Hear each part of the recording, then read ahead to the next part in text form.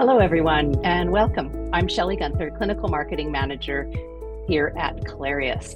Thanks for joining us today for another content-rich webinar with renowned emergency physician and educator, Dr. Tom Cook. You're among about 1,700 clinicians who registered for today's popular session titled Ocular POCUS, Diagnosing Traumatic Eye Injuries and Avoiding Vision Loss.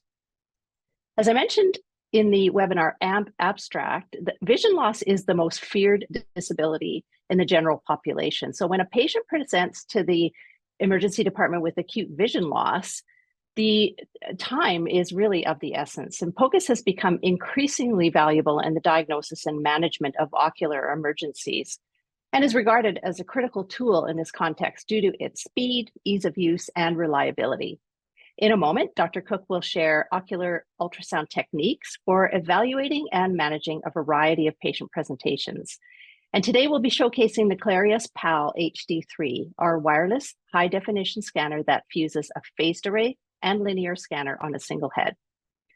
Following the presentation, I'll do some live scanning with the PAL and show you how versatile it really is. I'll be using the linear array to image the eye. And this really shows off its versatility for emergency medicine. So do stay tuned. You can use the questions icon at any time during today's session to ask questions, and Dr. Cook will address your questions following the presentation. Let me now introduce you to our host for today's event. Dr. Frankel is trained in emergency medicine in California. He's been using point-of-care ultrasound his entire career and is now a passionate POCUS educator. He practices in a busy academic teaching hospital here in Vancouver as an emergency physician, and we are fortunate that he serves as chairman of our medical advisory board. Hi, Dr. Frankel, welcome back. Hi, Shelley. Thanks for having me. Always good to be here on the emergency medicine topics that are so near and dear to my heart. And this one is one I love, ocular point-of-care ultrasound. To set the stage for our more in-depth discussion, we did a kind of broad sweep of the literature. And I was going to just review a couple articles that help reinforce what we're going to talk about a little bit more soon. The first was this very interesting prospective cohort that focused on the diagnostic performance of ocular point-of-care ultrasound compared to sort of more gold standard downstream diagnoses after patients presented to an emergency department. And what it showed was really performed excellently for diagnosing retinal detachment, vitreous detachment, and vitreous hemorrhage. For these patients that present with undifferentiated ocular symptoms, it's an excellent tool in the hands of an emergency physician as an adjunct to really help them accurately detect disease and help hone the disposition. And the second article really focuses beyond these kind of more undifferentiated patients to also a broader context of patients with trauma. And some of these things we're going to touch more in depth on. And I like that they use the different acronym POCUS or POCUS. I'm not really sure how to pronounce it, but point of care ocular ultrasound in the emergent or critical care settings as an accurate diagnostic tool beyond just the vitreous retinal detachment and hemorrhage, but also lens dislocation, retrobulbar hematomas, and ocular foreign bodies. All really useful things for us to diagnose in the emergency department. Before we really get into the nitty gritty on how to do ocular ultrasound, how to really integrate it into your practice, we're going to put up a poll. We know that at these webinars, people come from all over the world, different practice patterns, different skill sets. How frequently do you use ultrasound on your patients who present with eye symptoms? Is this something that you're just learning today or a rare practice for you or something that you may already have integrated into your practice weekly or even daily? It's a quick question, so we will close it out here real fast. And we'll see where everybody's at. Oh, good. So we have mostly beginners on the webinar today, which is excellent. So we have so much to learn. And even the ones who are kind of closer to the weekly daily users, we know that our guest is going to be able to teach you something new for your practice. And we're so happy to always bring back Dr. Tom Cook, who after leaving the Army in 1996 began practicing civilian emergency medicine in South Carolina. And since 2001, he's acted as the Emergency Medicine Residency Program Director at University of South Carolina. He initially developed the emergency ultrasound curriculum there and then founded the nationally recognized Third Rock Ultrasound and the Emergency Ultrasound course. And in the last 20 years, he's presented hundreds of talks to an international audience, including several with webinars with us. And we're so happy to have him back as always. Dr. Tom Cook, I'm going to hand it over to you. Well, Ron, thanks again. I don't know if I can even live up to 10% of the nice things you said about me there, but I'll give it a shot anyway. This is an incredibly interesting topic that we have today. I don't think most people even think of using ultrasound to look at an eyeball, but it is basically a bag of water. So it turns out to be a wonderful tool for evaluating ocular pathology. And before we get started with the webinar, I want to make a quick note here that we do have an opportunity for people who are watching this to actually meet with us at Third Rock and Clarius. We'll both be putting on a live POCUS boot camp in November 2024, and I'll put a little bit more into this. I'll give you a little more information at the end of the webinar. But moving forward, as Aran said, look, somewhere, and if you look at different studies, about 3% of patients who present to emergency departments have some kind of visual complaint. And if you think 1 in 33 patients have this sort of complaint, this is actually pretty prevalent as it comes into the emergency department. So we really need to be able to manage these patients, but this can be difficult. You know, fundoscopic exams are often limited. You have to put drugs in the eye often to dilate the pupils. The patients have to be cooperative, and if trauma is involved, there's a lot of swelling, and you're sitting there trying to pry open eyelids that are all puffy and swollen. So all these things make it somewhat difficult to evaluate the eye, but there's really two big impediments to appropriately managing these patients. The first one is that most of us really suck at using an ophthalmoscope. You know, when you're in med school, you spend a few $100s and you buy these stupid things. I think it's a racket. And, you know, the people going in psychiatry, this is a really great tool for them. And most of us just use it as a light to, you know, to look in somebody's throat. But none of us tend to be very, very good at this. And the second impediment is that we have to deal with ophthalmologists who very often are not the most, you know, easy people to even get on the phone. And the second thing is often they're not particularly happy to hear from us if they are on call.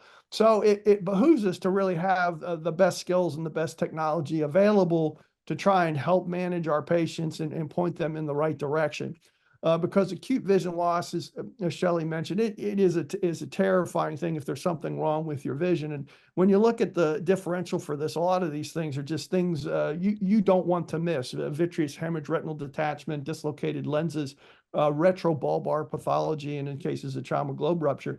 These are things that, you know, emergency physicians and other, you know, outpatient clinicians, we just can't afford to miss this stuff. And what we have is this tremendous technology, which really improves diagnostic accuracy quite a bit. And it's become a mainstay of my practice literally for 20 years, and all of my residents use it as well. There are a couple pathologies that cause vision loss that ultrasound will not work for. One would be central retinal vein occlusion, and the other one would be central retinal artery occlusion. It's not really useful for those pathologies, so you'd have to pursue something else if that was leading on your differential. Now, how we're going to structure this lecture is to break into 3 parts. One is anatomy. A lot of people have forgotten ocular anatomy since they learned it back in medical school or if you're a PA or a P in your schools. Then we'll talk about the technique. It's really pretty simple. We'll get into that. It's a very short part. And then we're just going to do case after case after case to try and show you how these patients present, what types of findings we'll have, and what you'll see on ultrasound. Now, by way of anatomy, the eye itself is broken into 2 segments. Okay, there's an anterior segment and a posterior segment. And the dividing point for this is going to be the ocular lens. So this is actually an ultrasound image of an eye. Here you can see it right here. And this is the lens which divides the posterior segment, which is more proximal, and the anterior segment, which is more distal.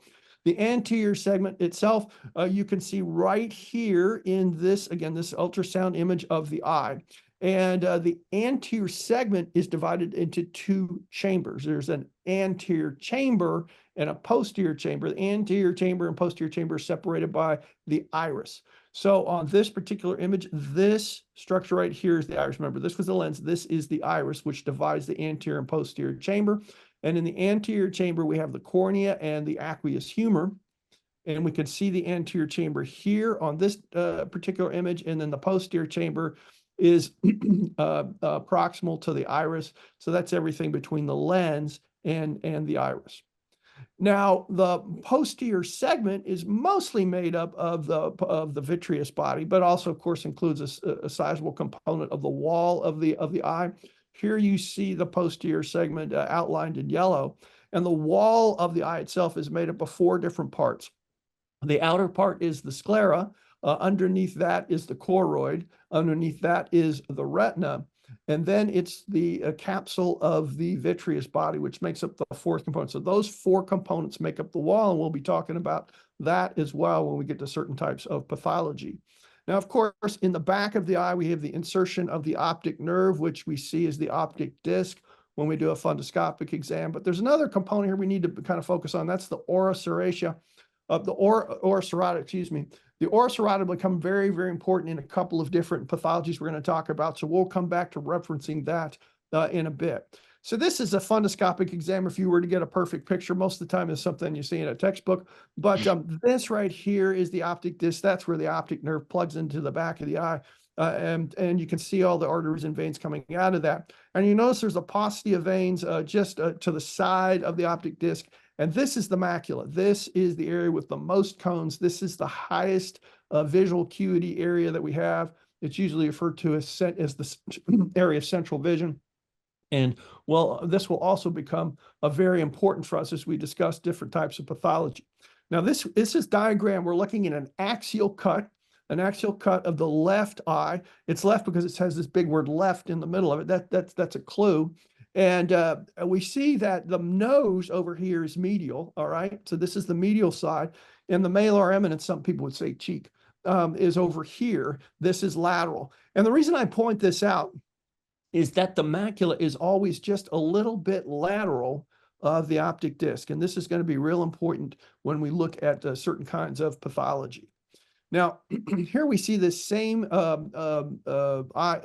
orientation in an actual ultrasound image. Okay, so nose, this is medial over here. This is the cheek or the lateral side. There's the optic nerve. That's the ora serrata, and the macula is going to be right in this area right here. So just keep that in mind as we go through some of these different types of patient pathologies. Now, a little bit about the retrobulbar area, and specifically retrobulbar fat. So right here we see that optic nerve, but on either side of that, we see this very homogeneous hyperechoic material. This is retrobulbar fat. And it does come into play in some of the things we're going to talk about. The reason it's so hyperechoic is you got to remember this vitreous body is basically just liquid. And the ultrasound signals that comes through the eye, it has no attenuation because this is a very flexible, dense material. And so when it actually strikes that fat, it really lights up because it has an unattenuated signal hitting that. And it also serves to highlight the optic nerve itself. So this will become important too for us to look at in certain situations as well. So that covers anatomy. You know, that's a pretty short lecture right there. We can do that pretty fast in 5 or 6 minutes. No, we're done. Yeah, that's it. No worries. So let's move on to technique, which will be an even shorter section than anatomy. Plus, this is why this is so great, because it's really easy. Okay, all you need basically is an eyeball and some gel. So now we're going to be using a linear ray transducer. This is a Clarius L7, but you can also, as Shelley mentioned, you can use the PAL transducer because it has a linear as well as a phased array head on this particular transducer. And a lot of clinicians, they like to use Tegaderm with this exam. What they do is they put the Tegaderm on the eye, and then they put the whole bunch of gel on top of the Tegaderm, and then they go ahead and scan the eye. I'm not a big fan of this. I think you get some air under there, and you decrease and you don't get the best picture possible. There's at least one paper I've seen where they've looked at this and made comparisons. And I've personally never had any problem just having the patient close right. Now, if you stick the gel in their open eye, they don't like that very much. That's bad. But if you have them close their lid and you put that gel, and you put a lot of gel on there, they very rarely have any complaints. In fact, I was working a shift last night. I had two cases that I was doing ocular exams, and neither one of them slugged me after I did the study. Now, in any situation where you have an organ that you're looking at, you want to get it in perpendicular planes. This goes with all sorts of ultrasound scanning. So we need to keep that in mind, that we're going to try and look at eyes in perpendicular planes. So as an example, we could start out in the sagittal plane with an orientation marker pointing to the head, and then we would just rotate that transducer so that we could get an axial cut as well. So that actually is the entire part of the technique of ocular ultrasound. It's really very, very simple. Now, let's move on to ultrasonic findings in certain types of pathology, and we'll just go through some cases here, and hopefully this will resonate with you in terms of how you would apply it in your clinical practice. So our first case is just absolutely crazy. You'll never see anybody who has this kind of problem. This is a first patient who comes in and says she's had some cloudy vision in her eye for a couple of days. I know this is nuts. You never probably have anybody with this complaint.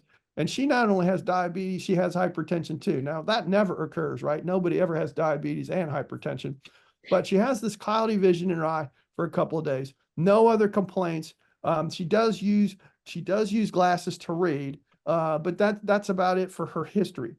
She got normal vital signs, and you check her visual acuity, and it's okay in the right eye, but the left eye, whoa, 2200, that's pretty bad.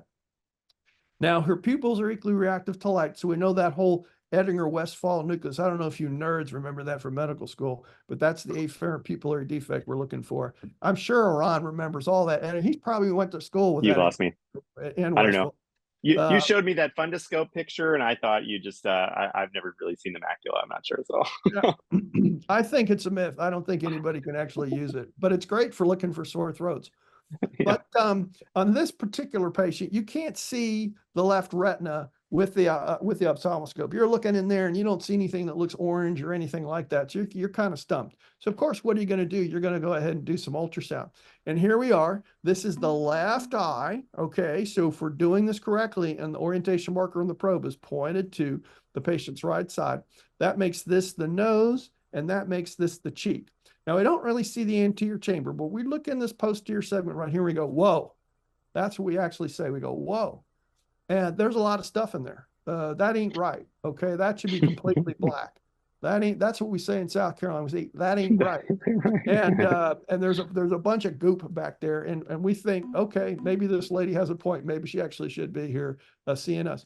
And so we have to think about the diagnosis here. And this one, if you've seen it before, is actually a pretty easy one to make. She's a diabetic. She has this stuff, and she has a vitreous bleed. And just like in other parts of the body, these little vessels get fragile in diabetics and hypertensive patients, and they rupture, and that's what's happened in this particular situation. So it's easy to see this big blob, but you can also see this low, sort of low attenuation, hypoechoic, but still visible substance around here. And this is all blood just layering out in the posterior segment. So this is something that needs some attention right away, and we probably need to find an ophthalmologist to take care of. They might even pay attention to us if we send them that picture. So again, risk factors of diabetes, obviously you can get hit in the eye, especially if you're diabetic, you can get hit in the eye. And then people who have a family history of vitreous bleeds also tend to be more likely to have this. And what they'll complain about is floaters and flashes and cloudy vision, all sorts of, but they'll say, you know, my eye ain't working. That's what they'll probably say. I can't see very well. Now, one sort of interesting thing about this is this sort of washing machine phenomenon, where they can look from left to right and you can see the blood kind of shift back and forth. This one's really impressive right here, where you can see all that blood just sort of slush around back there. And that's another thing that you'll see with vitreous bleeds. And this doesn't hurt the patient. The ship sailed in terms of that.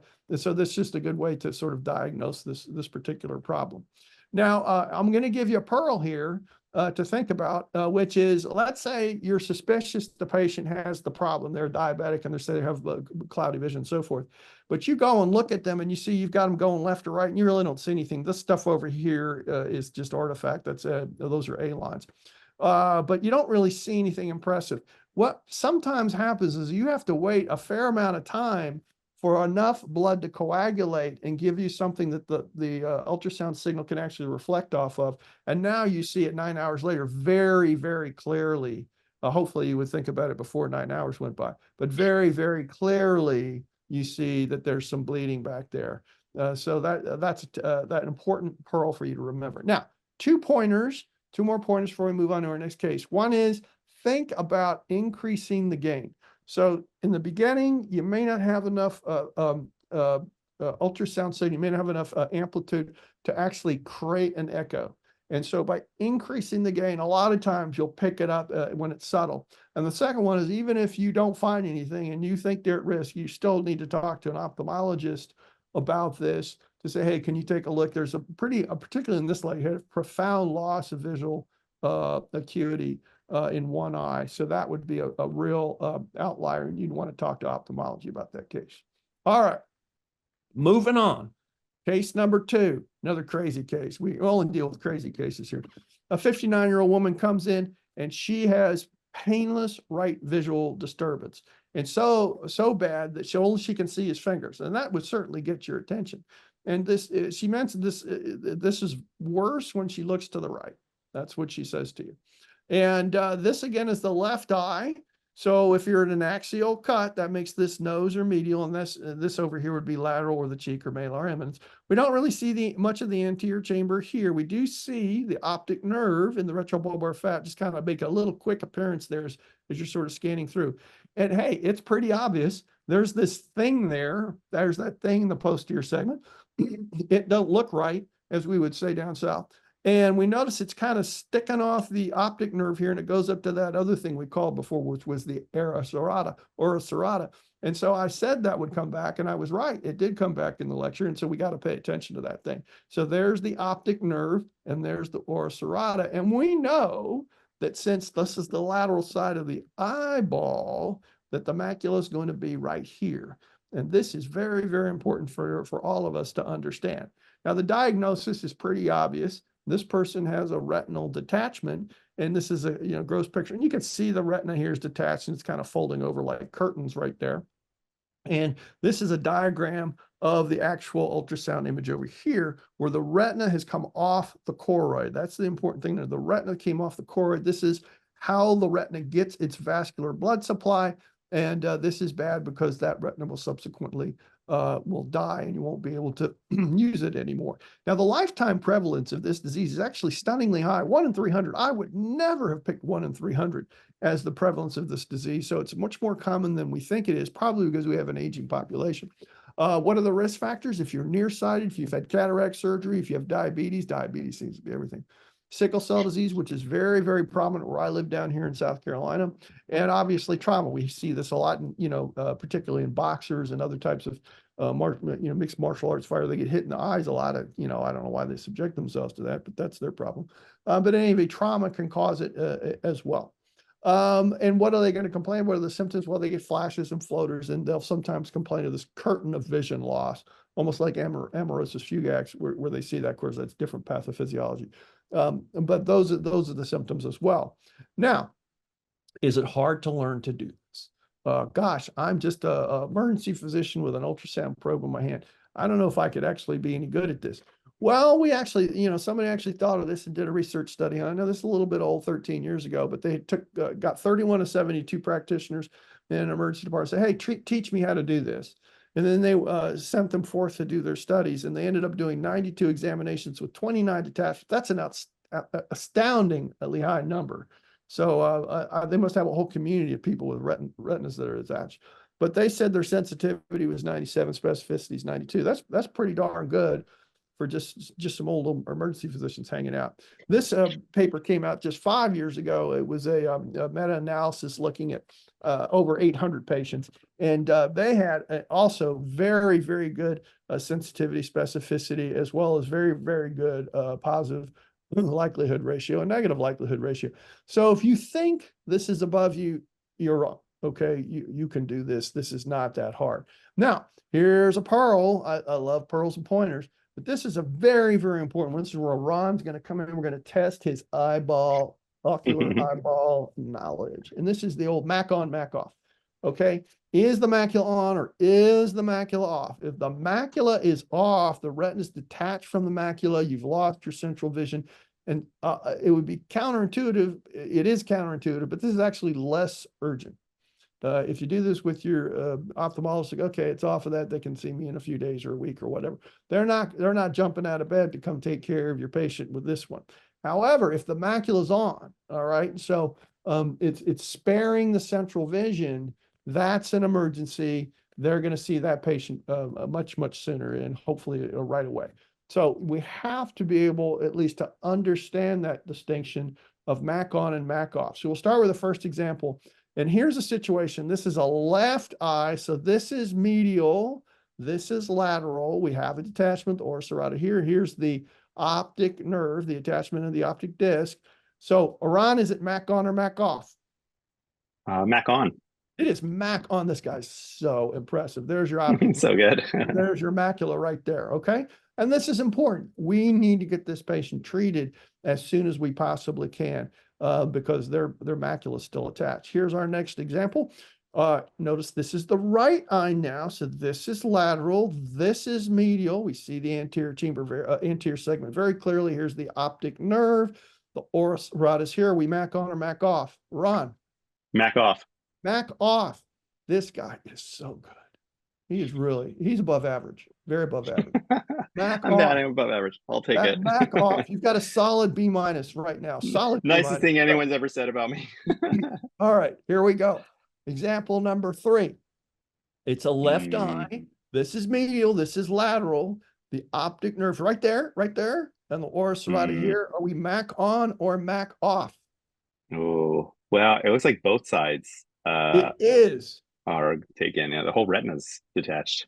Well, it's still attached here, but you're right. Okay, It is. right, but yeah. He's up to a B+. He is up to a B+. So this again is the optic nerve in the macula. So obviously this is a mac off situation there. Okay. And you know, the ophthalmologist is like, well, you know, that eye's not going to do too well. I don't need to run in there right away. All right. Big pearl time. Don't get caught up in the situation of making the mac off or mac on decision if you can avoid it. Okay. You talk to the ophthalmologist, you've got some nice pictures now, but you let them say it's mac on or mac off if you can. This is obviously, these situations are high medical legal risks. Anything to do with vision is very, very touchy. And so get that ophthalmologist involved, get them to say, because you just say, oh, it was mac off, and I referred them to see the ophthalmologist in a couple of weeks. You're begging for trouble. So get them involved early. All right, on to our next case. We're on to case number 3. Here's an older woman, 78. She's got an hour of visual disturbance. Crazy, right? Like these old people who can't see what's going on here. And anyway, her visual acuity, not too bad. Right eye 20/20, left eye 20/40. But she says, I are worms in my eyes. You know, I don't think this is a parasitic disease, but there are worms. I see worms in my eyes, these things in my eyes. It's very strange. So when we look at this eye, okay, so right eye, so this is lateral and this is medial. We don't see the anterior chamber. We see obviously the posterior segment, the vitreous body. We see the retrobulbar fat. We don't really see the optic nerve too much in this loop. It's right about here where my pointer is. But we do see the structure floating across. It's pretty obvious, and it goes all the way across the eye. So the diagnosis of this, you might say, that's retinal detachment. But it's not retinal detachment. For one thing, our visual acuity is not that bad, given that that's probably over the macula. But what this is a posterior vitreous attachment. So the difference here is instead of the retina coming off the choroid, it's the posterior vitreous body coming off the retina. So the retina is still getting vascular supply, and the retina, it still works. And that is a big, big differentiator. Now, this is super common. If you're over 70, more than half the people are going to have some measure of posterior vitreous detachment. They'll say they see flashers and floaters. The visual acuity is not typically affected with this. And big point here, detachments can be over the optic nerve. That's a big one. So back to Ron. Which is which? Which is which? We're going to see here. He's doing pretty well today. 3 for 3. Sweating. He's sweating. I could see he probably changed his shirt in a minute. All right. Example number 1. Here we see it. We got attachment at the optic nerve, and at the oris serrata. Is this detachment or posterior visceral detachment or retinal detachment? Retina. It's retinal. Of course it's retinal. This guy's, you can't fool this guy. You can't. I think you already showed me that picture. I think I probably did, but I switched it. I wanted to give you an easy one to start with. But that's a retinal detachment. Okay, the retina is off the choroid.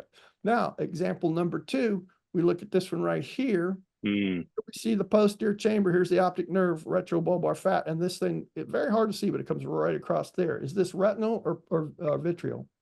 That's going to be vitreous. Yes. Way to go, Luke. Outstanding. Feel the force. Right there. That might be anachronistic now. The younger people don't. Well, they probably all do. Start with. Anyway, even though the macula is there, it's not going to affect visual acuity. And there's a big difference there because you don't need to have that patient seen really quickly. Okay, here's our third example. What do you think of this? That's pretty thick right there going across. Is this vitreous or retina? I'm going to vote vitreous. It is vitreous because it goes over the optic disc. And it's pretty darn impressive. And I'm not saying that you shouldn't call an ophthalmologist about this and go over the case. but that turned out to be a vitreous detachment. And finally, this last example right here, we can see a little bit of the anterior segment as it comes in and out on the loop. We really don't see the optic nerve, but we think it's right there in the retrobulbar fat, but it's still sort of attached near the orsal rod. It's still attached to the disc, so that makes this what? It looks like a MAC-on detachment, retinal detachment. This guy's so good. You can't fool Iran. That's just you can't fool him. You can't stump this man. He is so above average. So yes, this is a retinal detachment. All right, Pearl time. This is a case where you go and the person says, I'm having some floaters and this and that. Maybe they got worms in their eyes, who knows? And you look at it and go, I don't really see anything there.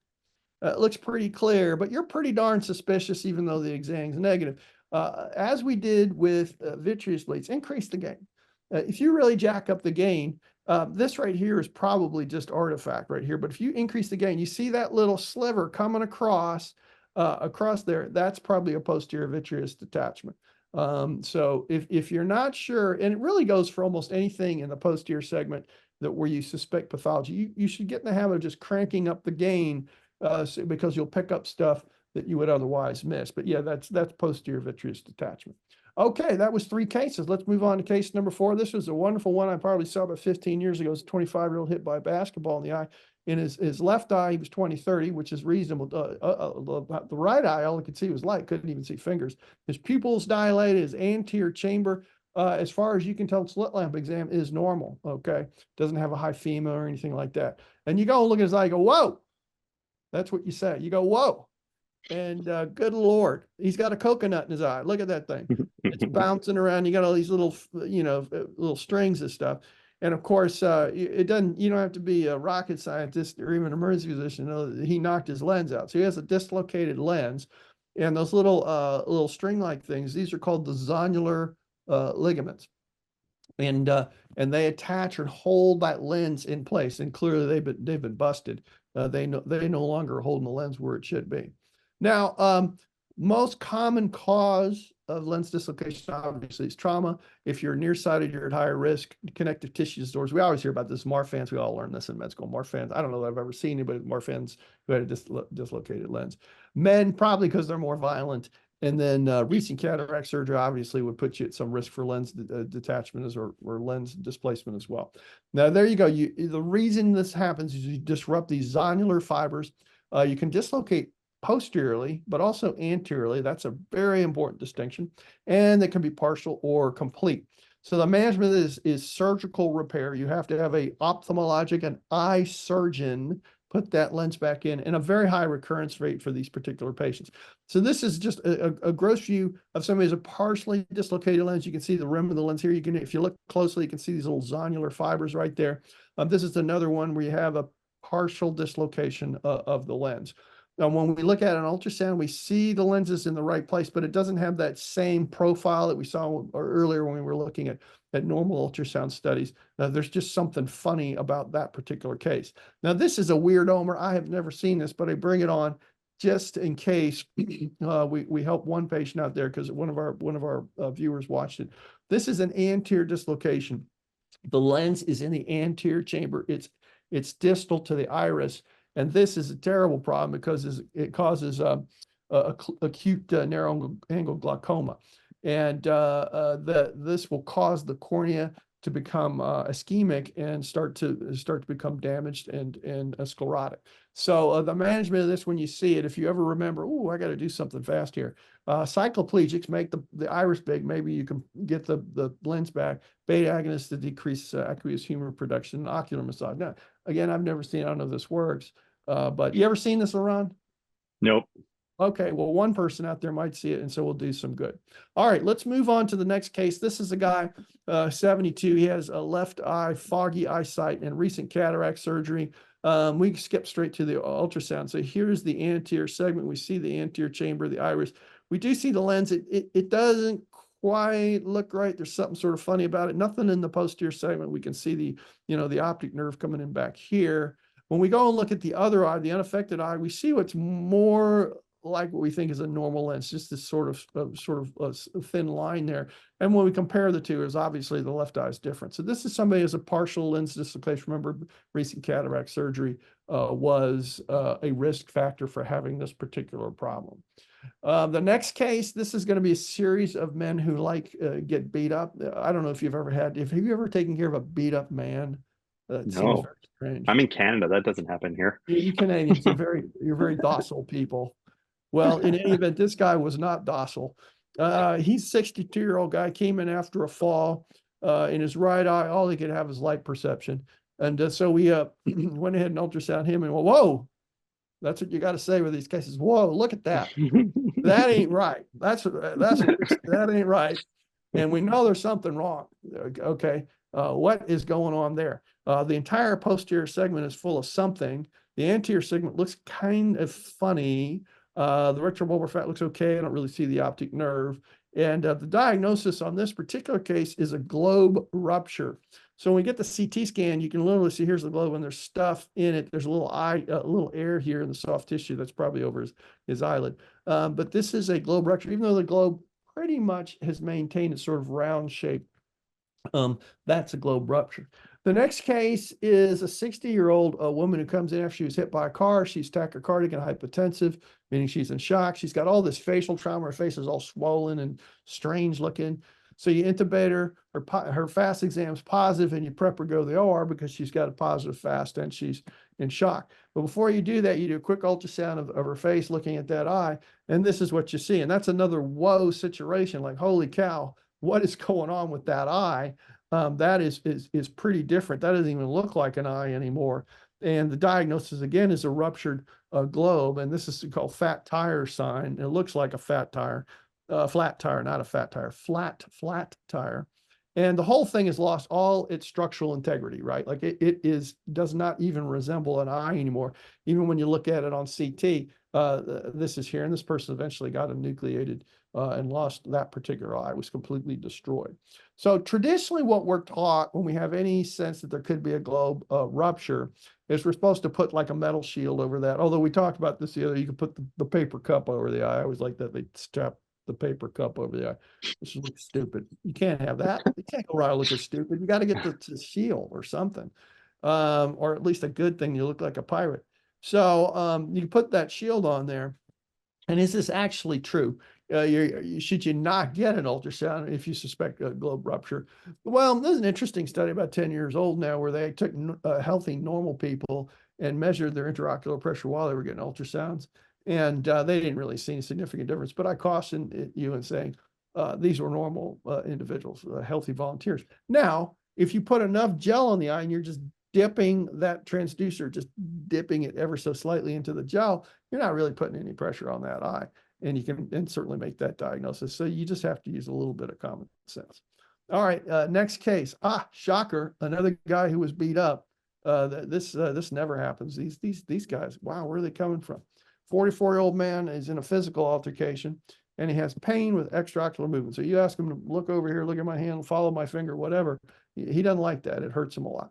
So you look at the eye, and this is the left eye. So this is medial, this is lateral. So you know the macula is on this side of the eye. And you can see there's nothing in the posterior segment. It's nice and clean. You really don't see the anterior segments out of plane. Here's the optic nerve, right? We know that's the optic nerve. But if you look on either side of that, we should have retrobulbar fat that's really homogeneous. And what we don't see is that homogeneous. You get these two little, somewhat hypoechoic areas, a little bit darker. And when we compare it to the normal right eye, we see that homogeneous paraorbital fat. So the diagnosis here is retrobulbar hematoma. There is some bleeding occurring in the back of the orbit. And these patients will be proptotic. Their eyes will stick out a little bit. Of course, that particular picture of that gentleman, he was all swollen and everything. They have acute vision loss. They lose their afferent pupillary defect because what you've essentially done is jacked up the intraocular pressure. You've created a compartment syndrome, and the parasympathetic pathway through that Edinger-Westphal nucleus, for you nerds out there, gets ischemic, and you lose your ability to get a reactive pupil. And of course, you get restricted extraocular movement. But what's important to understand, as I said, this is a compartment syndrome, and this is where you're going to get back on YouTube and look up how to do lateral camptotomy real quick, because you have to do that in the ED, because everybody loves doing lateral camptotomies when they haven't done one in 5 or 6 years. That's always, although we see this pretty commonly at my place. So we do them probably 3 or 4 a year. Next case, shocker. There's another guy who got beat up. It's an epidemic of beat up men. Yeah. And this is a 23-year-old. You're really selling South Carolina. Hey, good for pathology. You want to see interesting? You want to go to Canada and see boring patients? Come on. We've got exciting patients down here. So anyway, 23-year-old guy in a bar fight. You look at his eye, and he has a pretty normal looking anterior segment. His posterior segment, we don't see anything in there. You can see the optic nerve. It's pretty easy to pick up. But there's this weird thing, if you look right over here, like what is that thing there? And you notice deep to that, you don't see any retrobulbar fat. And so the diagnosis here is that he has air in his retroorbital space. So look at this CT. He blew out the lateral wall of his orbit. The medial wall of the orbit and all those ethmoid bones are just shattered. So of course he's got blood in his nose. He blows his nose. The air shoots out of the gap here, gets into the orbit, gets into all that soft tissue over there, and he has air in his retrobulbar space. Next to last case number 10. This is one of my favorites. Now another thing we have in South Carolina is big people, real big people.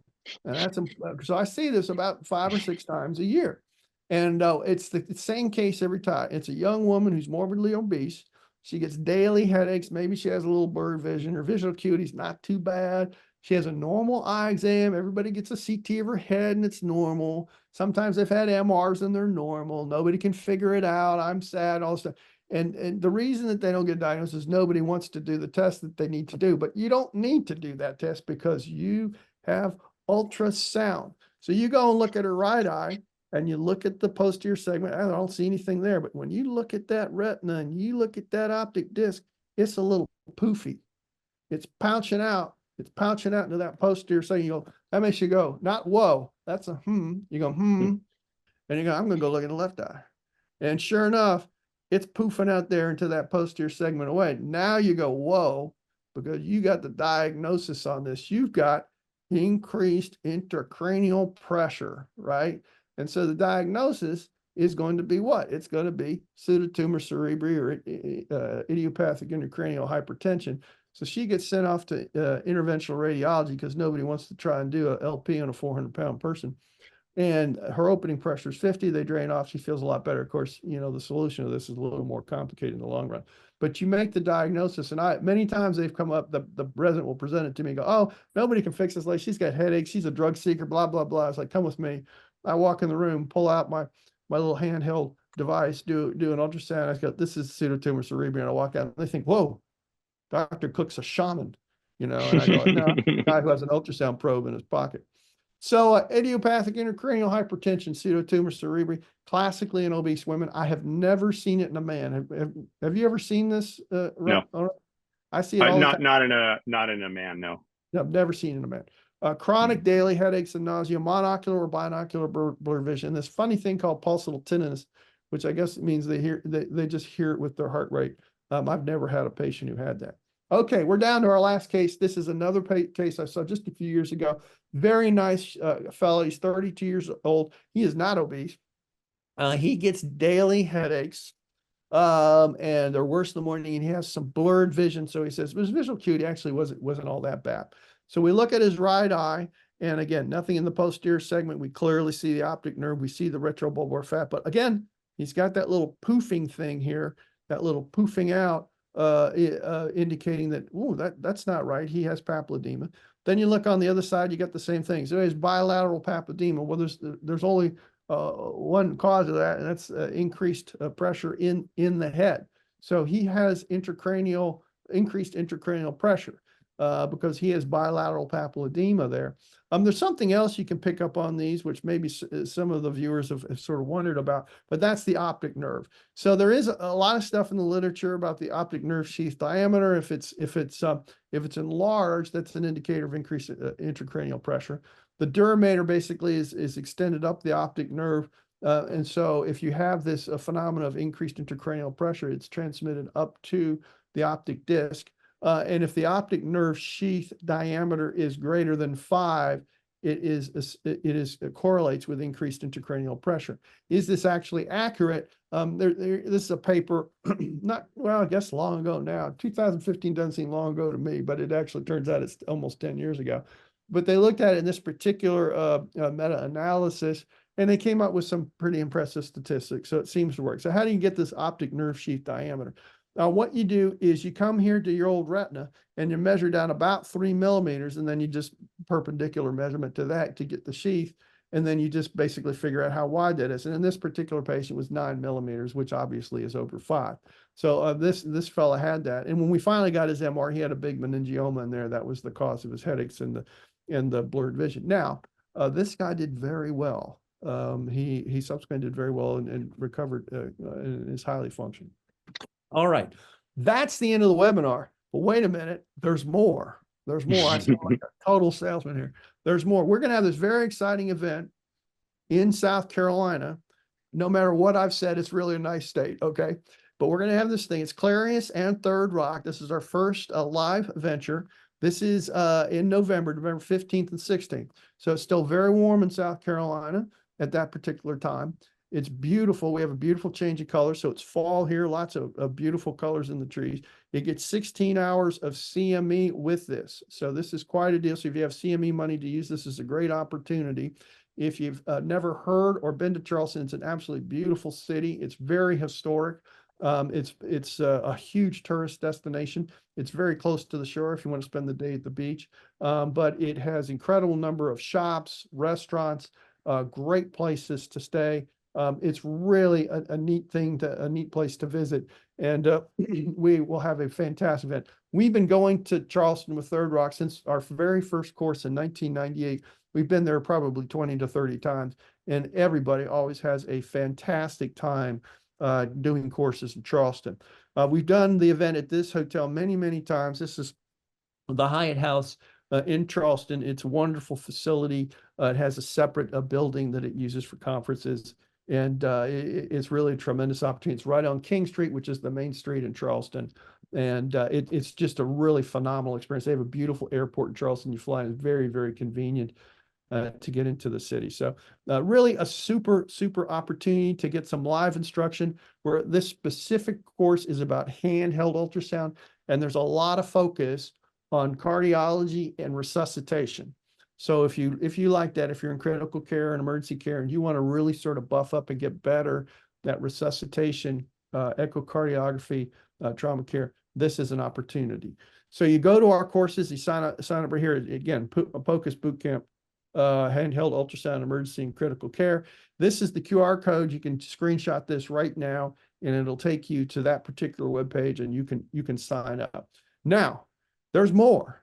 If you want to get in now in the next 30 days, we have an early bird discount. As you see, the code is eBird, all capital letters, all caps, eBird. You get a 10% discount, and that's through the 26th of July. If you have any questions or you have any problems registering or have any questions about the course or this webinar, this is my email address. So screenshot this. It's thirdrockultrasound@icloud.com. I'd love to hear from you, and I'm more than happy to answer your questions. All right, just some final thoughts, and I'll shut up for a while. The first one is that this is so easy. It takes something that's very intimidating to a lot of clinicians. Like, they're intimidated. They're not really sure. You don't want to miss all this terrible stuff. Hey, it's really easy. It's really, really accurate. It's really, really fast. You don't have to spend, you can get in and out of the room in a couple of minutes. The patients are really happy. You have to stick a bunch of stuff in their eyes. But the last piece is always involve your ophthalmologist. Make sure that you have a conversation or text chain, however you guys are doing it in your hospitals, and get them involved in these cases. Don't just assume that you have a bad story but a normal ultrasound, that you shouldn't speak with them. And that's it. I have really had a super time working with Ron. Is stellar, just stellar. I can't tell you how above average he is. And I'm going to turn it over to Ron and Shelley to give you a live demonstration. Thanks so much, Tom. I see a lot of people filling out the Q&A, and please keep doing that down below. And before we get to it, we're going to hand it over to Shelley for a quick demo. Excellent. So I am using the PAL scanner. And for those of you who haven't seen it yet, there's a linear component here and a phased array component here. So really versatile scanner for emergency in particular. Now I have selected PAL scanner in the Ocular preset here, and the Ocular preset has low acoustic output, so it's nice and safe for scanning the eye. And as you can see, I've put a big blob of gel, and I'm going to start out in the axial plane by just resting kind of right in the gel here. And I am using Tegaderm because she's my friend, and you know. So right off the bat, and one thing I'll also do is use voice controls here. So I'm going to increase the gain, increase gain. Excellent. So right away, we can see the anterior chamber here. Turn the gain up a little bit more. And there's our friend, the lens, right here. And if I look to the back of the eye, here is the optic nerve. Now, one thing I will show you is if we were looking for any kind of like debris, old blood, anything, we would turn up our gain and then have our patient move her eye back and forth a little bit and the other way. Great. And we would see little floaties in there if there was anything going on. Now, what I will tell you is that my friend here had a MAC-on retinal detachment several years ago. And so she had a procedure done. Find it here, up toward me. And it's called a scleral buckle. And so she had that retina reattached. Excellent. You can just look straight up and down. Great. So that's it. There's that buckle again. Oops, there we go. If I just kind of scan down a little bit. A good reminder, if you see a foreign body in somebody's eye, to ask them if they've ever had a prior procedure. Exactly. Exactly. Great. And then what we would do then is rotate our scanner 90 degrees, as Dr. Cook mentioned, and we always want to see things in two planes. And just scan back and forth there. And that's another thing too, the PAL, the linear array part of this is really nice. It's a small footprint, so it's easy to get contact with the eyelid as well with that small area. Okay, so thank you, Dr. Frankel and Dr. Cook. That was amazing. I love seeing all the cases. It just builds your confidence, seeing things and what they're supposed to look like. So just before we get to the live questions, and I encourage you all to ask questions, I would invite you to take this poll to let us know if we can provide further information about the Clarius wireless ultrasound. And you can click on as many options as apply. Pricing and availability may vary by region, so feel free to request a quote and pricing. All right, and while you complete the live poll, let me tell you a little more about the Clarius PAL HD3 dual array wireless scanner for whole body ultrasound. As I showed you, it has an innovative dual array wireless design that fuses a phased array and a linear on a single head to provide you with unsurpassed versatility. It stands out by offering the broadest frequency range at 1 to 15 megahertz, making it the ideal handheld for clinicians seeking the ultimate in image quality as well as flexibility.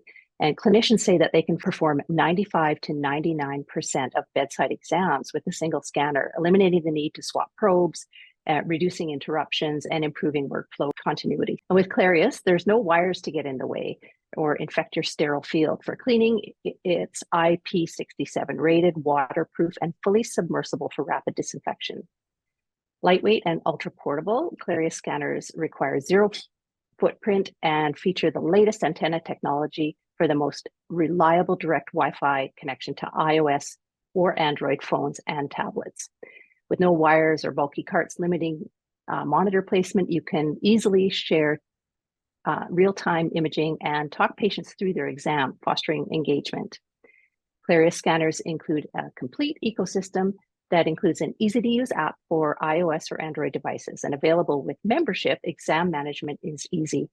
Seamlessly save images or videos to your PACS servers through direct DICOM web standard, or use Clarius Cloud to securely capture and manage unlimited exams from anywhere.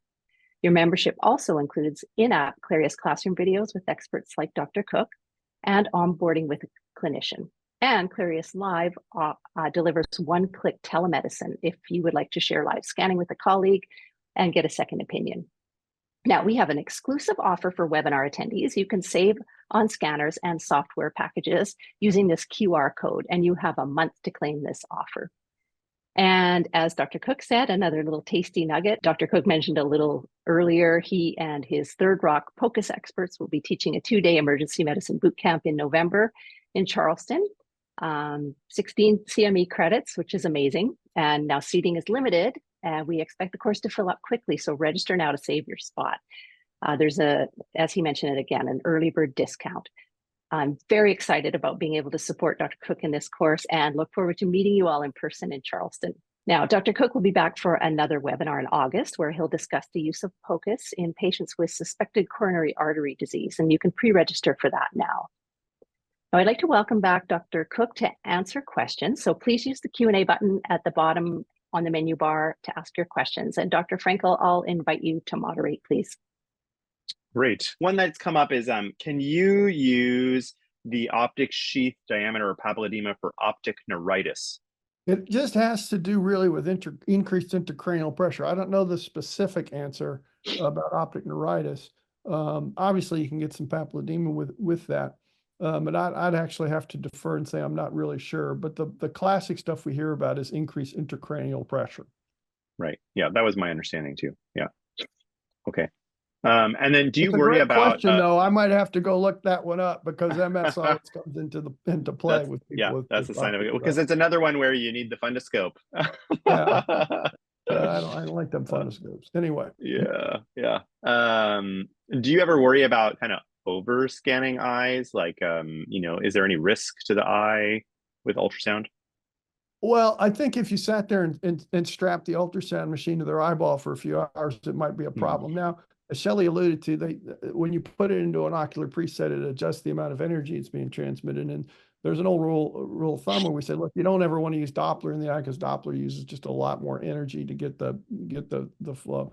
But the other point I'd make is it's such a fast exam. You're literally only going to scan them for 20 or 30 seconds. It's that fast. So the idea that you would overscan the eye is it would be pretty amazing.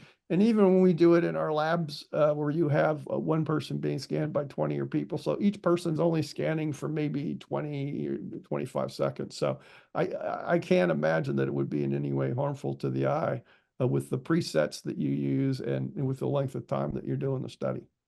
Yeah, I would agree with that. I've always heard that it kind of says a theoretical consideration and never heard or seen anything tangible ever of that.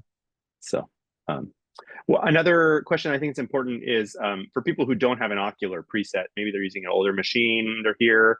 Where do you kind of start those folks? Like what kind of setting or preset would you direct them to? Usually you're going to use a small part setting. There'll be something like that, small parts, small organs. You can do it. Again, you're not scanning for long periods of time. And you can go ahead and do that. In fact, ocular settings weren't even on these systems 10 years ago. And we were scanning everybody then without really any issue. So as long as you're not putting a lot of Doppler in there, that is a lot of energy. You should be fine with that. Great. Can you tell the difference, or have you told the difference between hematoma and abscess? Maybe like retrobulbar, I think is what they mean. Yeah, I mean, a retrobulbar abscess would be a profound clinical presentation, right? Your eyeball and I've seen one, and this guy didn't look good. I mean, he was the chef at one of the best restaurants in our city, and his eyeball was like half out of his head. Yeah, and he was in agony. So it wasn't very hard, and it was to boot. It was Christmas Eve, and the ophthalmologist didn't want to come in because he was a retinal specialist. And I said, "Dude, you're the eyeball guy. It's Christmas Eve. You're coming in." But Classically, of course, an abscess is a heterogeneous ultrasound signature, right? You have that.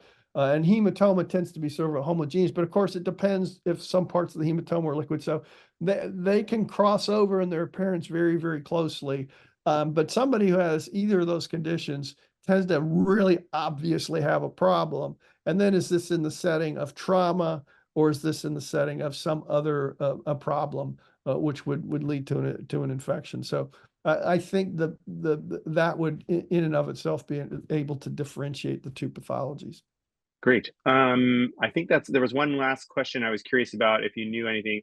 I don't. I'm going to have to kind of wave my white flag around small diameter of optic nerve. Never heard anything PDPH. about it. Okay, yeah, I'm kind of with you on that one.